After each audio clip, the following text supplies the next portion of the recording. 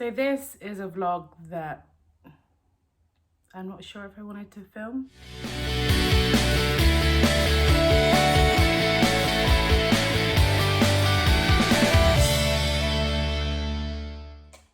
Hi guys, and welcome back to my YouTube channel. As you can see, nothing is really prepped for this.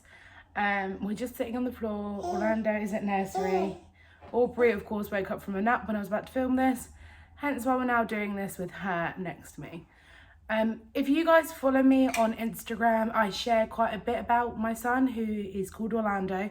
He is 3 in August, so he's currently like 2 3/4.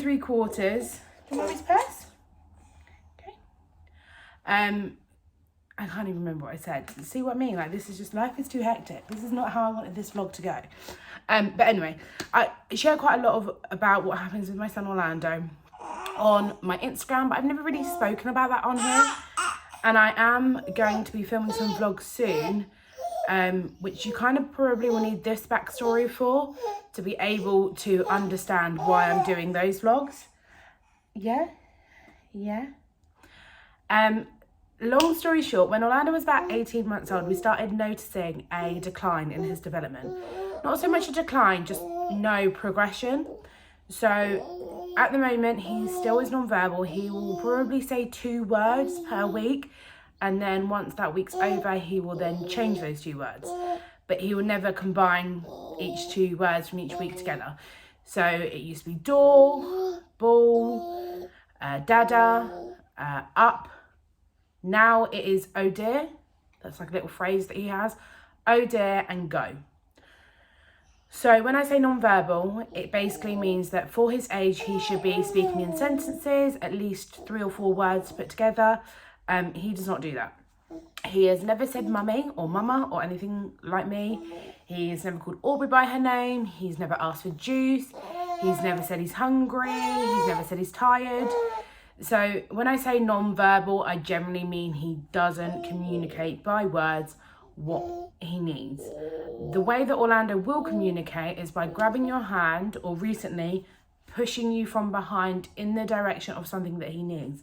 Say he wanted this tub here open, he would put my one hand on it, and if I'm just holding onto it, he would then put my other hand on it to be like, open it. So it's a lot of body language reading that we need to do with him, which can be difficult.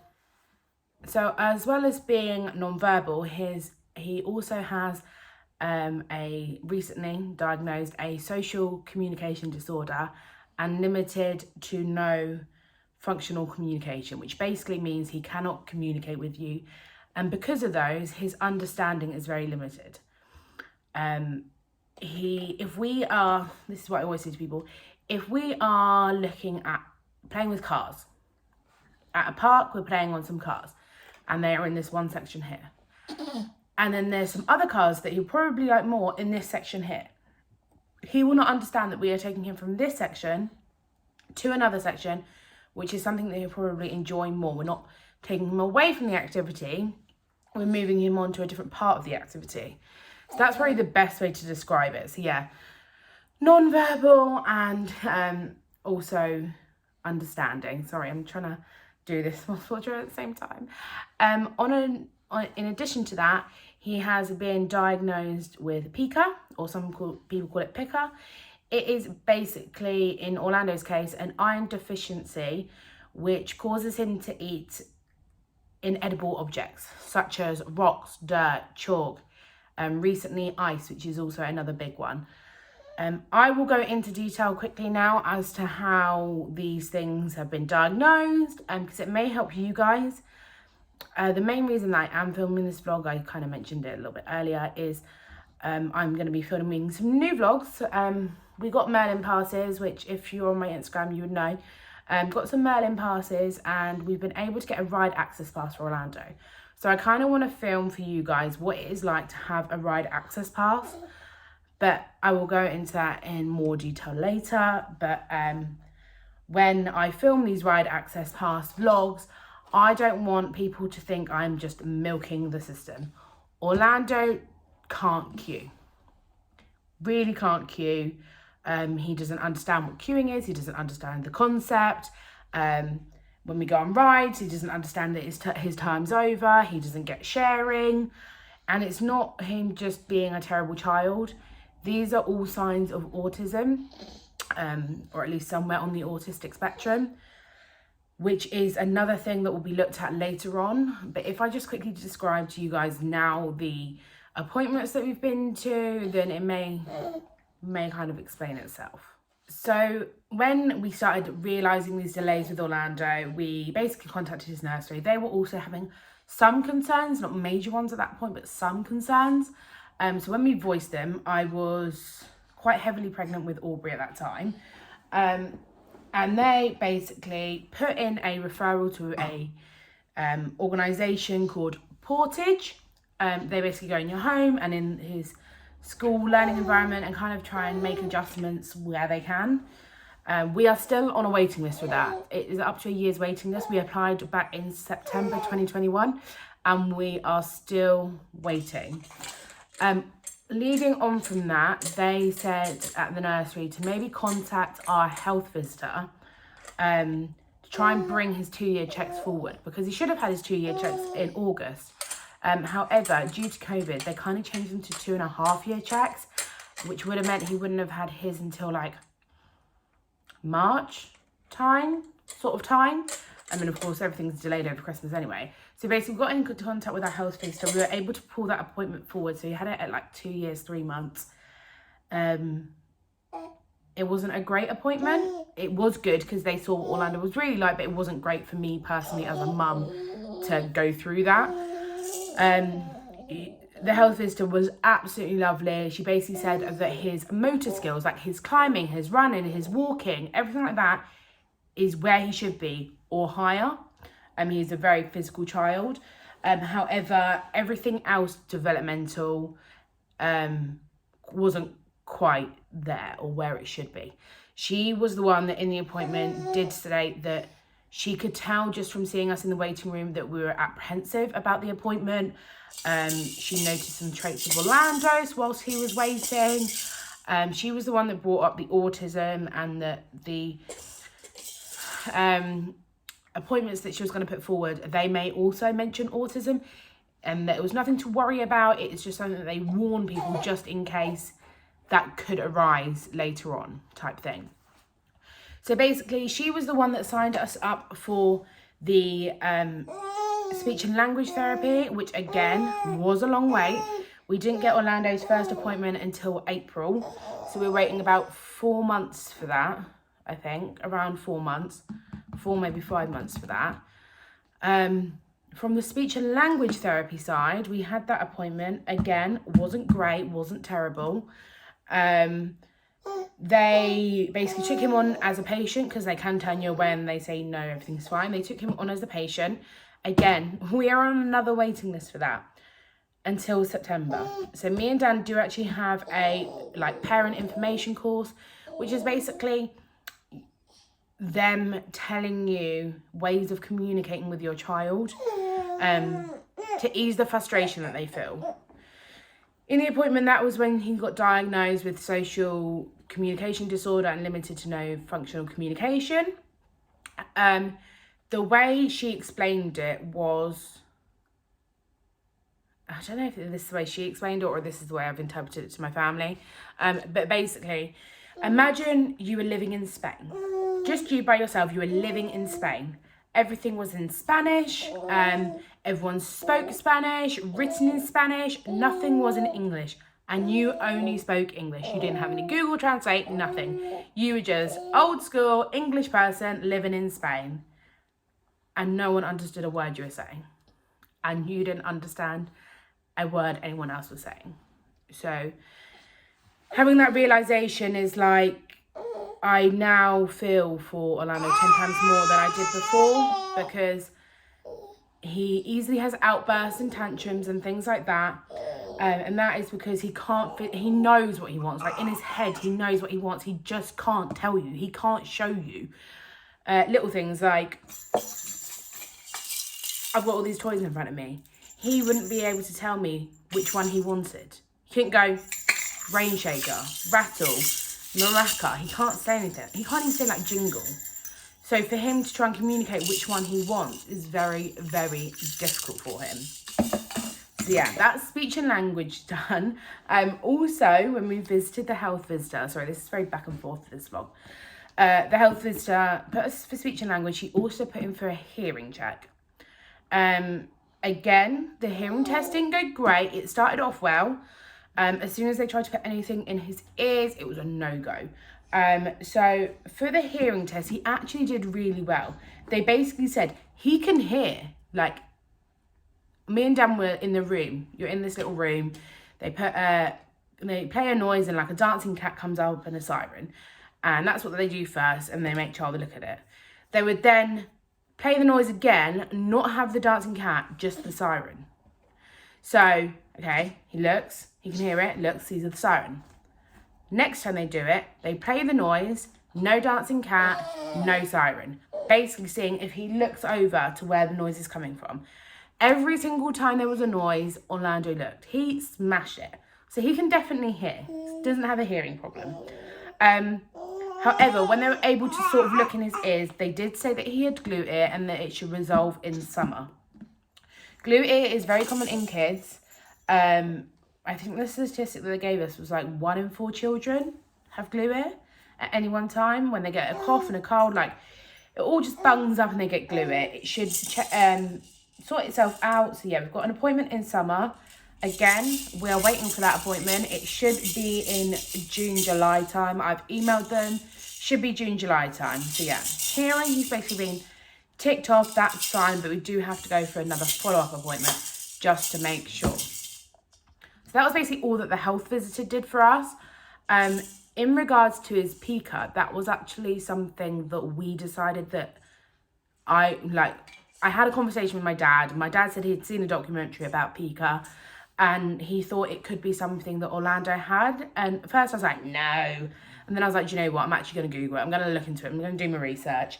As soon as I did my research, I was like, that is Orlando to a T. That is him.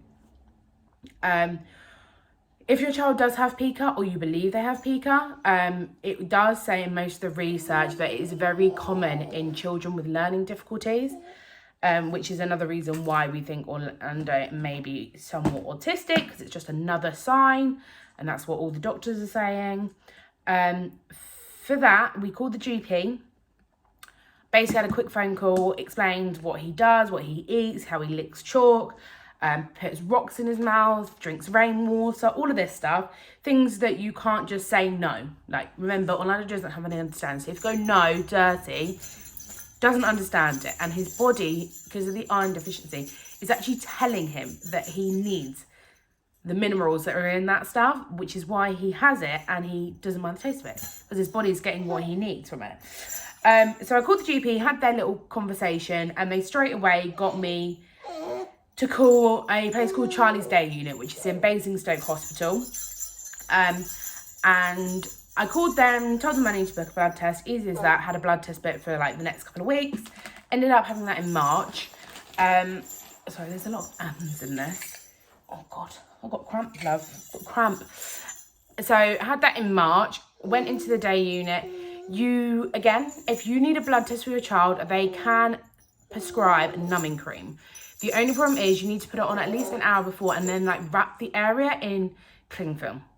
Remember again, Orlando is non-verbal, so I couldn't explain to him that something would need to stay on his arm. This boy has never even had a plaster on his body before. Or like, you know, when you go to soft play, you get the tags go around your arms. Like, he's never had any of those because he doesn't understand the concept. So we went for the blood test, started off fine. I'm not going to lie, the NHS are incredible. The people that work there were fantastic. They basically made Dan hold Orlando and put Orlando's arm behind Dan's back. That way, they had 2 nurses that were behind Dan with Orlando's hand taking the blood. They basically put 1 needle in and then just keep on putting cartridges and cartridges and cartridges to do the blood. It was actually easier getting that appointment than it was to get the results. The results were ridiculous. Trying to get through to my GP just for them to give me the results was stupid. But when I finally got through to the GP, they basically said, he's got PICA, he's got an iron deficiency, and put him on supplements. He is currently on 3 months worth of supplements of iron. Yeah. Which he takes 2.5 millilitres 3 times a day. That is very hard. We tried doing it the old-fashioned way, putting it in his mouth. He won't take to it. So it is something that we've had to add into his drinks. But of course, when you add it to water, you should taste the stuff. It is disgusting. So he tends to have it with squash. So he's done that for 3 months. We have just booked his follow-up blood test to see how his iron levels are. And that is in June. So hopefully his iron will have gone up, got better. I'm not sure what they're expecting. They have told us to try and increase the iron in his diet. Orlando was never really a picky eater, but over the years it's got worse and worse and worse. He is eating slightly better, but again, because he can't communicate what he wants or what he doesn't like on his plate, it can end up with food being on the floor, food not being touched in general. He goes in waves. Oh my gosh, that is a lot of sick, honey. God, I'm gonna have to change her. It goes in waves of what he likes and what he doesn't like. It's okay. Okay. So yeah, we're hoping for the iron test to come back all good, so he doesn't need to take any more supplements because they aren't a long-term solution. But hopefully they will help. If it hasn't helped, I'm not really sure what the next step is. I will have to update you guys on that. But yeah, so blood work, tick. Hearing test, tick. Speech and language, tick. God, this is a lot. So when I tell this story to people, they're basically like, what is the next step for Orlando? What are you doing next? Personally, I'm trying to come to terms with the fact that I could have a child with additional needs. Not saying that I don't love him. He is my world. Apart from you, honey, you're my world too. But just coming to the realisation that, bearing in mind, Orlando is an August baby. So when he starts school, he will already be a year behind everyone else. So he's already at some form of a delay. Which means that I'm trying to come to terms with the fact that he may go to a special education school or have to go to a certain school because they have an SEN part, which other schools may not. Things like he may never talk or he may talk, which means that I could be his carer for longer than the 18 years that we're meant to be our children's carers. It's a lot emotionally to process. I do talk to quite a few people on my Instagram page who have children with autism. They're very reassuring. But the problem is you don't actually know. One, I don't actually know if he does have autism. That has not been diagnosed. So the next step really is to go to the speech. Well, let's do it in time frame. Next step is his blood test. Oh, that was dramatic. Next step is his blood test, follow-up blood test. Then it will be his following up hearing test. Then it will be his speech and language therapy starts. And then, oh no, I forgot. Sorry. And then the next thing will be happening in September when his speech and language therapy starts. My health visitor also told us to get the nursery to apply for this thing called patch. I still don't really get what patch is, but what I've been explained, like what people have explained to me, is that patch is basically a border specialist. You put in your application, they go through the application, and they're like, yep, this specialist can help, this specialist can help, this specialist can help, this specialist can help. It's basically how it's been explained to me. And what came back from that patch, that was about a 2-month wait to hear anything back. What basically came out from that is a paediatric appointment for Orlando, 2 hours long in September. We got that appointment back in April, maybe March. So again, around a 6-month wait. And our speech and language therapy said that they will look at everything, absolutely everything. His height, his weight, blood work, all the appointments you've been to, his body language, his communication skills, literally everything. And they said that if you were worried about autism, because the speech and language people can't say that your child's autistic, they're not specialised in that field. So basically they said that if you're worried, mention it, speak to the paediatrician, But what I've read online from these pediatric appointments is that if they are concerned, and maybe if your parents are concerned, they will actually refer you to an autistic assessment, which is kind of how I see it, a shortcut for Orlando to do that. If not, you have to like speak to your health visitor, speak to the GP, and then it all goes through that process. So basically, we're just on a waiting game, literally a waiting game for every single appointment. I have been quite proactive, and I've pushed and I've pushed and I've pushed, which is why we've come this far, which I know isn't very far in a very long time. But without the waiting list that everything's gone on, since she's been born and Aubrey is now 6 months old, we've done a lot with Orlando, and we've had more answers in the last 6 months than I think we ever would have if all the avenues that we've been using haven't been pushing for answers. So in that way, the NHS is incredible, and his nursery are incredible, and it's super helpful. And so yeah, just got to wait for the blood work, another hearing test, the paediatrician, his speech and language. I've also actually emailed his nursery today about finding out how we would do I don't know what they call it, like a SEN assessment. I'm not sure if that's the right phrase, but it's basically they will assess Orlando to see if he needs to go into an SEN school or a specialised school. Because these schools, there's one near me and it's only 10 kids per class, which is incredible. Like, this school would be amazing for Orlando. However, because there's only 10 kids, there's only 10 spaces, which scares the head out of me, because the last thing I want is Orlando being put into a mainstream school and basically being forgotten about. So that's all in the pipework. I've just blabbered on for probably about half an hour, but I've given you guys so much information. Originally, when I wanted to film this vlog, I was going to take videos of Orlando to show you his behaviours, show you his, not tantrums, like his frustration, show you how he communicates. But unfortunately, life, as you can probably guess from this vlog, is very hectic. Nothing's really going to plan at the moment. It's all a lot harder. It's 1 step forward, 10 steps back. But I did want to say on this vlog that if you're watching this and you feel like things I'm mentioning, you think your kids may have as well, or they have already been diagnosed with, please put a mention in the comments, or find me on Instagram, which is the same username, Once Upon Jen. I would love to speak to you. You've been sick again. Great parenting here. I'm glad you can't really see the sick, because it is disgusting. I put it on my Instagram the other day. This whole journey is very lonely. People want to help, family, friends, they want to help, but unfortunately there isn't anything they can do. There's no answers. There's no immediate, if we do this, he's going to get better. It's a waiting game. It's a slow process. So it's very lonely feeling like you are the only one whose child acts this way, that you take them on nice days out and they have to ruin it because they won't get out the car because they don't understand that the journey in the car's over.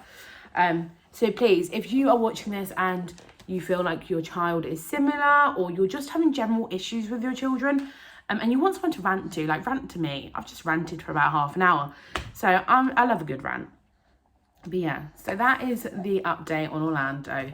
And like I said, this vlog is because I'm going to be doing some ride access vlogs for you guys, which I'm actually, straight after this, I'm going to film what I mean by that.